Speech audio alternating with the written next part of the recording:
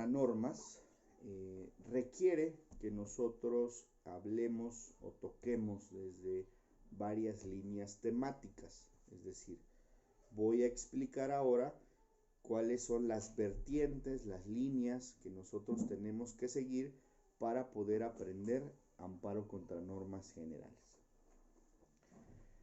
En un primer momento, quiero decir que cuando ustedes busquen libros sobre el tema, muchas veces, o incluso varias tesis aisladas y jurisprudenciales, vamos a encontrar el tema no como amparo contra normas generales, sino lo vamos a encontrar como amparo contra leyes. Así se comenzó la teoría y las propias tesis a desarrollar el tema. Entonces, si lo encuentran como amparo contra leyes, es exactamente lo mismo. Son los inicios, digamos, de este tema, ¿no? Vamos a analizar el amparo contra leyes o el amparo contra normas generales a partir de las reformas en materia de derechos humanos de junio de 2011. No como una cuestión repetitiva o no como una cuestión tediosa de siempre lo tenemos que ver desde la perspectiva de derechos humanos, sino como una necesidad de poder comprenderlo de manera correcta desde mi apreciación. Porque el amparo, ¿qué es? El amparo es un mecanismo, un instrumento que se tiene de defensa de derechos humanos. Yo cuando acudo ante un juez de distrito para plantearle o ante un tribunal colegiado de circuito para plantearle justamente un acto reclamado, ese acto realizado por una autoridad en el ámbito de sus competencias o por particulares realizando actividades o conductas como si fueran autoridades, justamente una de las cuestiones que yo le planteo al órgano jurisdiccional federal es que ese acto de autoridad viola derechos humanos. Y le voy a decir dónde está contenido ese derecho humano, en la Constitución o en los tratados internacionales, y como yo he explicado en otras ocasiones, incluso ese derecho humano reconocido en la propia jurisprudencia, ¿no? Entonces, esta línea temática del amparo contra normas tenemos que agotarla desde esa perspectiva. Si nosotros desconocemos o quitamos la reforma de junio de 2011 y agregaría la reforma de la ley de amparo de 2013, entonces nos perderíamos en la esencia de lo que es el amparo contra normas. Entonces, necesariamente nosotros abordaremos esta materia desde la perspectiva de las reformas de 2011 en derechos humanos y de 2013 en materia de amparo. Y por supuesto el cúmulo de jurisprudencias que han resultado posterior a estas fechas. Recordamos también que el control constitucional pleno de normas generales pues está reservado al Poder Judicial de la Federación. ¿Quién es el único órgano que puede declarar que una norma, una ley, un decreto es inconstitucional o inconvencional? El Poder Judicial de la Federación. En amparo indirecto, un juez de distrito. En amparo directo, un tribunal colegiado de circuito, ¿sí? Y reservado, como siempre y en todo, la Suprema Corte de Justicia de la Nación. Porque recordemos que la Suprema Corte tiene justamente esta facultad de atracción. Esa facultad de atracción implica que cualquier juicio de amparo, cualquiera, puede decirle, yo lo voy a resolver, lo atraigo, ¿sí? ¿Cuáles los requisitos para que pase esto? Bueno, hay acuerdos generales del Consejo de la Judicatura que dice, ¿sí? Justamente, vamos a traer solo aquellos casos que sean relevantes. Y aquí puede ser un término bastante subjetivo, ¿no? De qué es un asunto relevante, relevante para quién, ¿no? Y justamente esta amplitud pues ha sido desarrollada de manera jurisprudencial y bueno, pues esta relevancia tiene que ver con la trascendencia, ¿sí?, jurídica. Esto es, resulta que sobre el tema no hay jurisprudencia, bueno, es importante y trascendente, ¿sí?, que la Suprema Corte siente el criterio jurisprudencial, porque una vez que la Suprema Corte de Justicia de la Nación emite la jurisprudencia, jueces y magistrados federales pues tienen que acatar esa jurisprudencia. Entonces, cuando hay, por ejemplo, muchos amparos contra una determinada norma, la de mayor cúmulo de amparos fue la reforma en materia de educación. Muchos maestros, ¿sí? Presentaron amparos indirectos, y lo que hizo el Poder Judicial Federal es, a ver, bueno, no puedo tener a todos mis jueces de distrito porque, como saben, cuando presentamos un amparo está una oficina de correspondencia común a los juzgados de distrito. En un sistema aleatorio, electrónico, no humano, yo meto el turno y entonces el sistema me va a decir, ahora le corresponde al juzgado 1, al juzgado 2, al juzgado 3, al juzgado 4, al juzgado 5, y volvemos a comenzar para que haya un equilibrio en las cargas laborales, ¿no? Entonces, cuando se afirma, es que alguien metió mano ahí, bueno, pues las veces que he trabajado en el Poder Judicial de la Federación, es un sistema que no puede ser modificado, justamente porque es aleatorio y es electrónico. No hay forma legal de hacerlo, ¿no? Entonces, esto aleatorio pues permite que justamente el asunto corresponda al juzgado que por turno lo amerita, no por otras cuestiones. No es discrecional, llegó esta demanda de amparo, veo quién es, pues se lo voy a mandar al juzgado 3. No funciona así, es aleatorio. Entonces, cuando presentan el cúmulo de amparos indirectos contra la reforma educativa, pues justamente pues caían en los diversos juzgados porque era por turno. ¿Qué sucedió? Y estoy citando solo un ejemplo, pero hay muchos casos en los que sucede esto.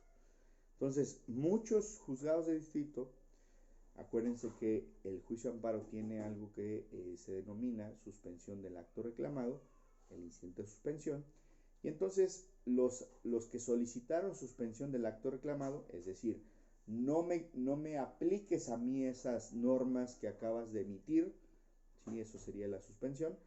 Y entonces, si el juzgado te lo concede, o sea, te concede la suspensión provisional y en su momento definitiva, pues no te pueden aplicar en tu perjuicio esa norma. Ese es el criterio de algunos jueces. Algunos otros jueces negaron las suspensiones. Entonces teníamos, ante una misma norma, que era la reforma educativa, criterios diversos. Bueno, algunos otros, había una tercera, otros jueces de distrito desechaban por notoriamente improcedente los juicios de amparo. Entonces teníamos unos, desecha, niega la suspensión, concede la suspensión, ¿no? Entonces teníamos 3 tipos de resoluciones de diversos juzgados. Entonces, ¿qué dijo la Suprema Corte? Oye, espérate, esto es un problema. Entonces, voy a designar un juez de distrito en cada estado, 2 o 3, dependiendo de la carga de trabajo, para efectos de que todos los juicios de amparo que se presenten por la reforma educativa los conozca solo un juez, 2 jueces, 3 jueces, ¿no? Para que no haya tantas resoluciones diversas sobre un mismo acto reclamado, ¿no? Y eso es además muy interesante, porque vean cómo de un mismo caso puede tener diversas resoluciones. Entonces, lo que hizo el Poder Judicial es, primero, que lo resuelva solo un juez o 2 o 3 en cada estado. Y segundo, atrajo uno. Dijo, a ver, voy a traer ¿sí? Ahí no importaba realmente cuál. Y yo lo voy a resolver, ¿no? La Suprema Corte lo resuelve, y entonces el criterio que emite, en este caso es vinculante para los jueces que estaban resolviendo sobre este tema, y entonces todos los asuntos se resolvieron conforme a este criterio. Entonces es importante, insisto, notar y tener claro que el control constitucional pleno de las normas generales los tiene el Poder Judicial Federal. Un juez de los estados, un magistrado de los tribunales superiores de justicia de los estados, ¿puede declarar inconstitucional una norma? La respuesta es no. ¿Puede declararla inconvencional? Tampoco. Y aquí es lo que hemos aprendido a lo largo de nuestras charlas, que hay control concentrado. Concentrado es porque solo pertenece esa facultad al Poder Judicial de la Federación. Hay difuso, control difuso de constitucionalidad o convencionalidad, y eso sí, todas las autoridades en el ámbito de sus competencias pueden hacer un control difuso. ¿Qué es hacer control difuso? Bueno, hacer una interpretación. ¿Qué tipo de interpretación? Por ejemplo, la interpretación conforme. ¿Qué es la interpretación conforme? Bueno, si yo voy a analizar un acto de una autoridad, lo voy a realizar conforme al sistema jurídico dado. Voy a analizar sobre el tema la Constitución, los tratados internacionales, la jurisprudencia local e internacional y la teoría. De tal suerte que mi resolución, o sea, lo que yo resuelva, sea conforme a estas 4 vertientes. Eso es una interpretación conforme. Entonces estoy haciendo control difuso porque yo no voy a afirmar que es inconstitucional o inconvencional el acto o la norma. Lo que estoy haciendo es dictar una sentencia o una resolución conforme al sistema jurídico que está vigente, que es obligatorio para mí, ¿no? Entonces, básicamente, esa es la línea temática del amparo contra normas en cuanto al control constitucional. Y estos parámetros de ejercicio de control constitucional y convencional ya lo hemos analizado bastante en el sentido de qué implica el control de constitucionalidad y convencionalidad.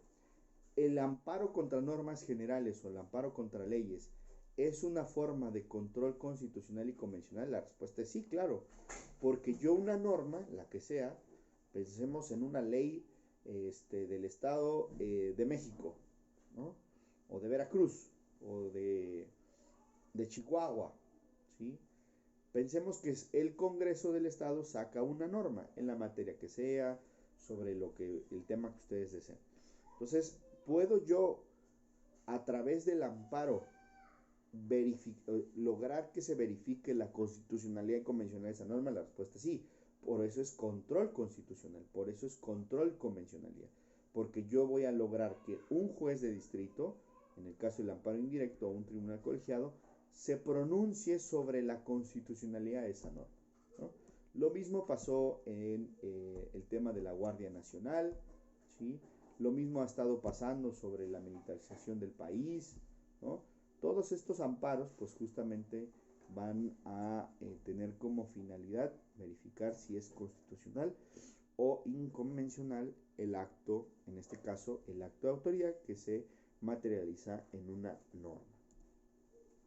En ese sentido, el fundamento que nosotros vamos a tener constitucional para el amparo contra normas generales es el artículo 103 de la Constitución Política de los Estados Unidos Mexicanos. Y que este 103 pues justamente va a establecer esto que acabo de explicar, que es la posibilidad, el derecho que tiene el ciudadano para poder acudir al Poder Judicial de la Federación, amparo indirecto, juez de distrito, amparo directo, tribunales colegiados de circuito, para poder verificar que esa norma sea o no constitucional o inconvencional o convencional. ¿Qué vamos a entender nosotros por normas o por leyes que podemos atacar justamente a través del amparo? Para eso tenemos el artículo 107, fracción primera de la propia Constitución Federal, y ahí se va a establecer que entendemos por normas generales a los tratados internacionales, es decir, yo puedo acudir al juicio de amparo para poder controvertir el contenido de un tratado internacional si transgrede mi esfera jurídica. Leyes federales, ¿sí?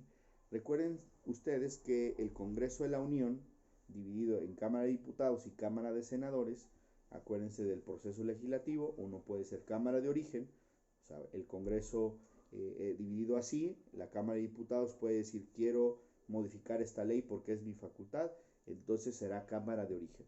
Cámara revisora será, en este caso, los senadores, y revisarán el contenido de esta iniciativa para efectos de, en este caso, votar a favor, o sea, aceptarla, y posterior a esta aceptación o a esta aprobación, justamente pasará al Ejecutivo para que lo sancione.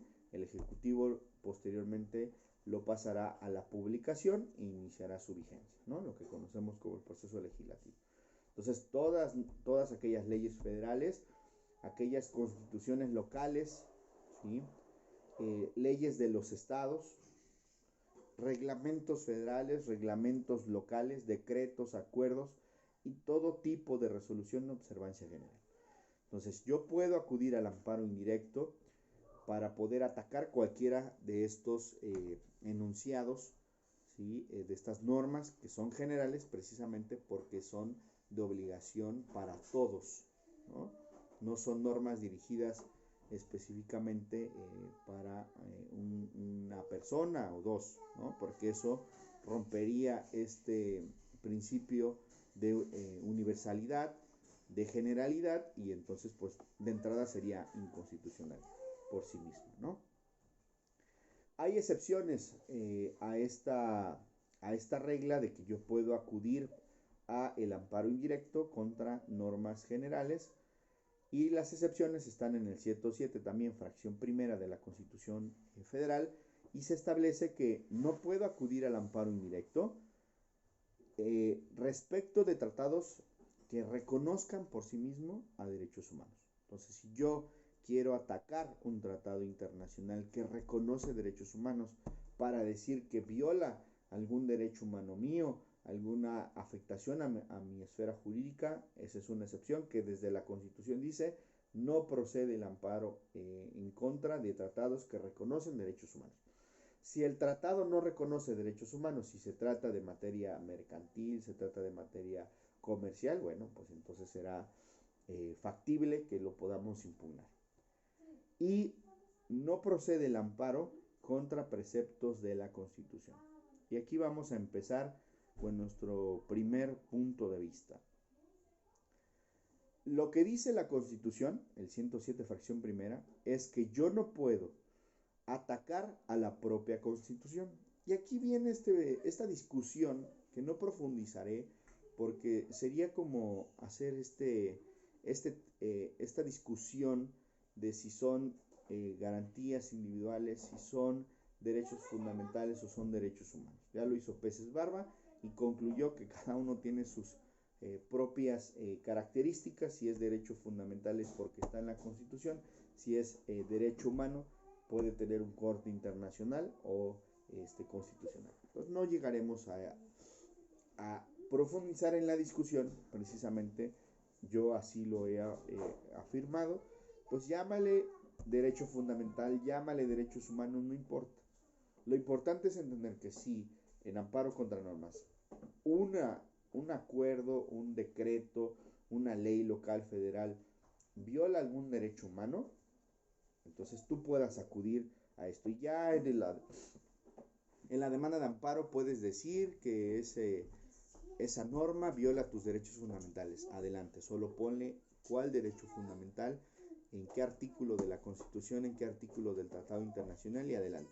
Si vas a decir derechos humanos, adelante, solo pon el artículo de la Constitución, el del Tratado Internacional, y también está perfecto, ¿no?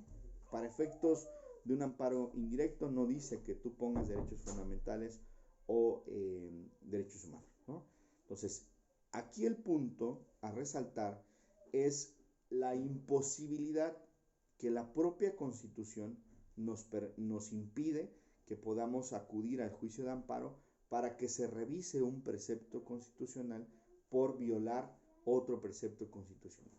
Y aquí viene esta discusión de si se puede violentar la Constitución a sí misma. Yo he considerado que sí. Otros catedráticos, otros abogados pueden decir no, eso es una incoherencia, eso es una cosa ilógica, lo que ustedes quieran. Desde mi punto de vista, yo considero que la Constitución sí puede contener un precepto que puede violentar otro.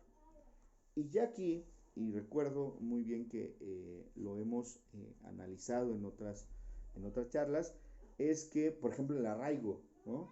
El arraigo que está en la Constitución, cuando se analiza podemos verificar que viola otros tantos artículos de la propia Constitución.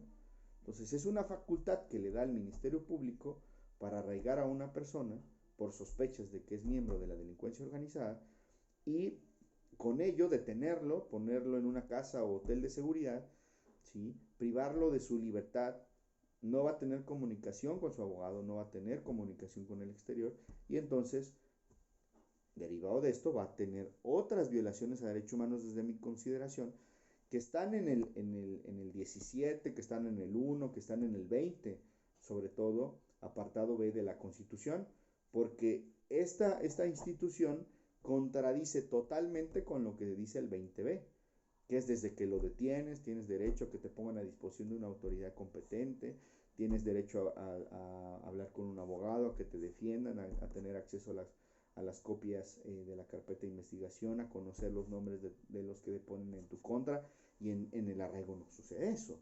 Entonces, desde un punto de vista técnico, desde un punto de vista de derechos humanos, creo que sí, la propia Constitución puede violentar otros derechos humanos. Entonces, yo creo que es una situación muy delicada que no podamos acudir al juicio de amparo contra un precepto de la Constitución, que ese precepto viola otros derechos humanos de la propia Constitución. Y voy más allá. ¿Qué pasa si ese precepto constitucional no solo violenta derechos establecidos en la propia Constitución, sino en tratados internacionales, como es también el ejemplo del arraigo?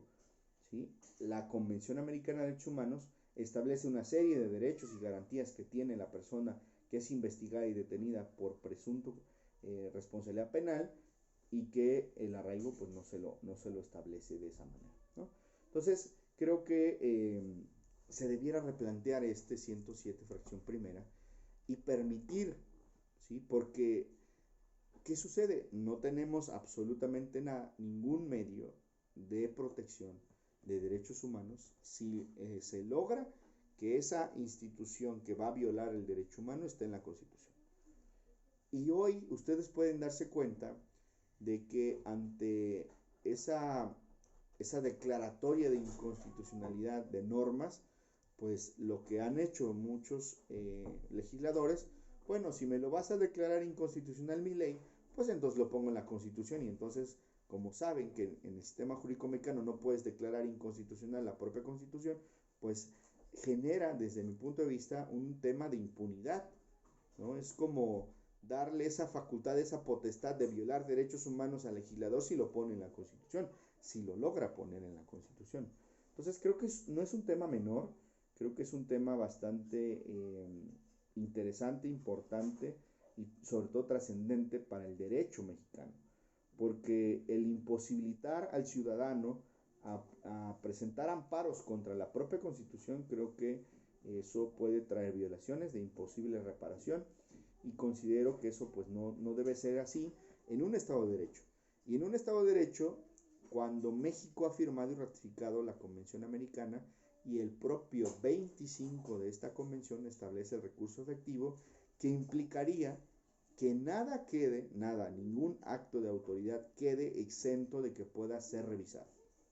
Entonces, si el legislador logra poner algo en la Constitución, hoy día no podemos nosotros impugnar. Hemos hecho los intentos, claro. Bueno, pues hemos tratado en este afán argumentativo, bueno, no lo declares inconstitucional porque es constitucional. Estoy de acuerdo, ok.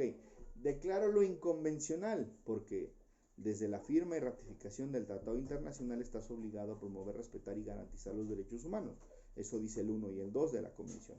Entonces, como la propia Constitución es la que violenta el tratado internacional, pues entonces tienes que modificar, tienes que derogar, tienes que reformar el propio artículo constitucional que trae esta violación, ¿no?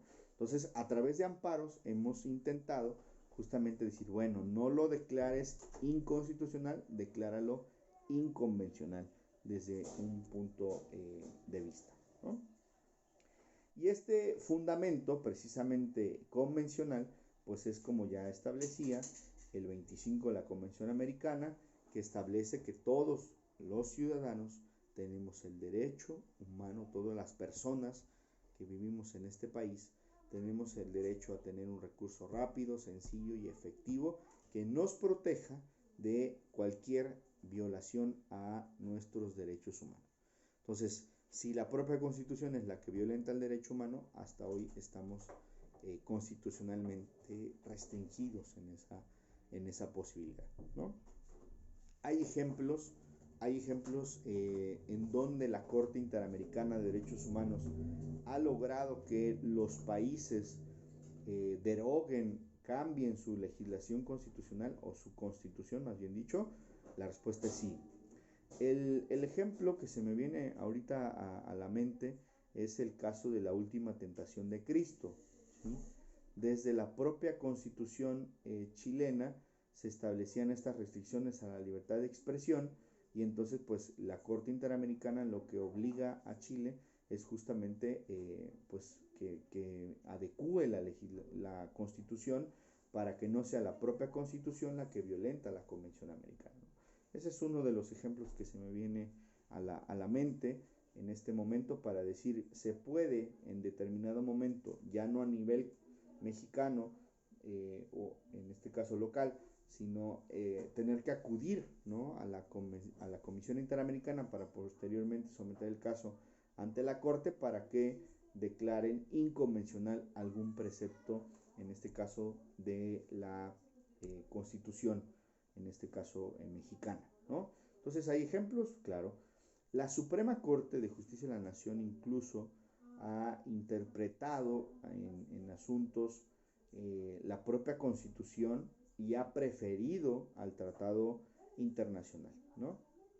Y el ejemplo que es el más básico para explicar esto es en aquel momento en que analiza si el 5 de la Constitución Política de los Estados Unidos Mexicanos respecto del derecho al trabajo de las personas privadas de su libertad, ¿no?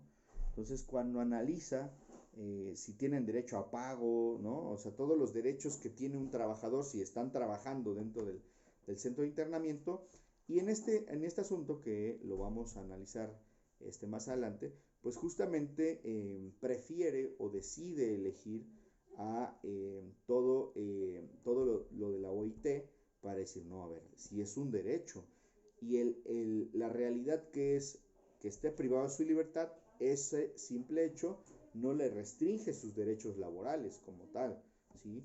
No puedes ponerlo, porque a todo trabajo se le tiene el derecho a una retribución en salario, ¿no? Esa es la regla básica del derecho laboral, ¿no? Entonces, si ellos están trabajando aún privados de su libertad, pues tienen el derecho a que se les retribuya en salario.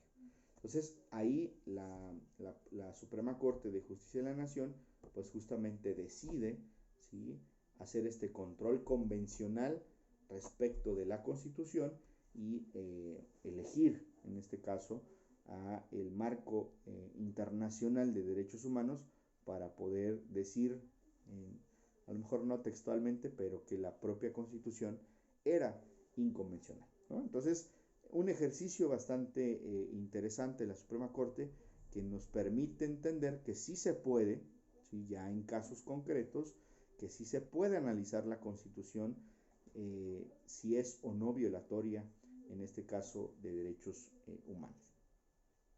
En el amparo indirecto tradicional, como lo conocemos, amparo contra leyes tradicional, ¿sí?, hay dos posibilidades para atacar a las normas que consideramos violan algún derecho humano. Y tenemos que hay la posibilidad para ir al amparo indirecto contra leyes autoaplicativas. ¿Qué significa autoaplicativa? Que la sola entrada en vigencia, o sea, la sola entrada en vigencia de esta norma ya me genera una afectación. Y es precisamente cuando yo persona, estoy justamente en la hipótesis que dice esa ley.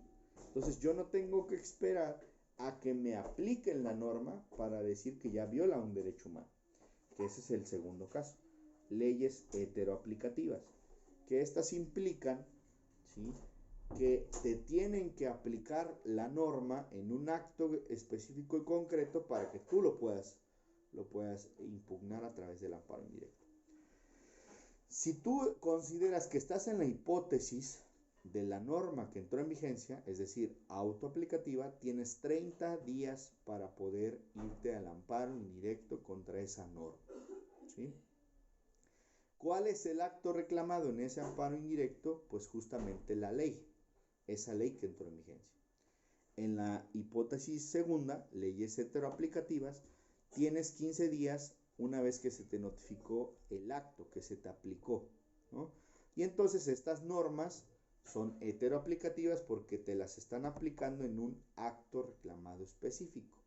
Entonces, el acto reclamado sería ese primer acto de aplicación. Por ejemplo, voy a citar un ejemplo para ser un poco más claro, si no lo estoy diciendo. Si sale una norma, por ejemplo, pensemos en multas, ¿sí? Resulta que ahora ya tenemos que traer otras placas. Resulta que tenemos que verificar nuestro vehículo, ¿no? Entonces, yo no puedo impugnar la norma hasta que no me sea aplicada. Entonces, cuando ya el agente de tránsito me detiene, me impone una multa por no traer las nuevas placas, ¿sí? Estoy hablando del estado de Veracruz. Entonces, a partir de ese momento de que me entregó mi multa, tengo 15 días para acudir en amparo indirecto a poder reclamar esa norma que me están aplicando por no haber cambiado las placas, ¿no? Entonces, acto reclamado, la multa por sí misma, que me impone el agente de tránsito en fecha tal, fulano de tal, ¿sí? Por violentar tal norma. Acto reclamado 2. La inconstitucionalidad o inconvencionalidad de esa norma, de ese reglamento de tránsito, de esa ley de tránsito que me están aplicando en esta multa, ¿no? Entonces tendríamos que poner ahí los dos actos reclamados. La multa en sí misma, y en esa multa me aplican este fundamento legal o reglamentario, entonces también voy a impugnar esa ley o reglamento. En estos casos de las leyes heteroaplicativas tenemos que además señalar como responsable, ¿sí?, no solamente al Congreso del Estado de Veracruz, tratándose de la ley de tránsito, ¿sí?, porque la ley la emite el Congreso del Estado. Entonces yo tengo que poner como autoridad respecto de mi acto reclamado consistente en la ley de tránsito al Congreso del Estado, porque él fue el que la emitió. Autoridad para la multa, el director de tránsito, ¿sí?, que el propio agente de tránsito que me está imponiendo esa multa, ¿no? Entonces sí es importante que visualicemos una autoridad para el acto reclamado, que es la multa, y una autoridad para la ley, que fue quien la emitió. Tengo dos autoridades, en este caso, responsables: quien emite la multa y quien emitió la norma que yo considero puede violentar, en este caso, derechos humanos. ¿Qué vamos a demandar entonces en estos amparos indirectos contra normas generales? Pues justamente a las autoridades, sobre todo legislativas, que son los responsables de emitir esas normas. Como todo amparo, como toda demanda, tenemos nosotros justamente que aportar pruebas, ¿sí? En el caso de la multa, pues tengo que anexar la multa, ¿no? No puedo decir que me multaron sin anexar la multa, que es la prueba idónea, en este caso, para poder acreditar el acto reclamado. Tratándose de amparo contra normas, sobre todo tratándose de las heteroaplicativas, ¿sí?, muchas veces los jueces de distrito te dicen: oye, pues si es una multa, tienes un recurso ordinario en la propia legislación para que el superior del agente de tránsito revise si la multa está bien. Sí, solo que hay un pequeño detalle. Si yo impugno, ¿sí?, en el recurso ordinario esa multa para que la resuelva el superior, se me van a pasar los 15 días que tengo para poder impugnar la norma. Entonces, si me multan y yo no deseo, no es mi intención impugnar la norma, ahí sí te tienes que ir a recurso ordinario, ¿sí?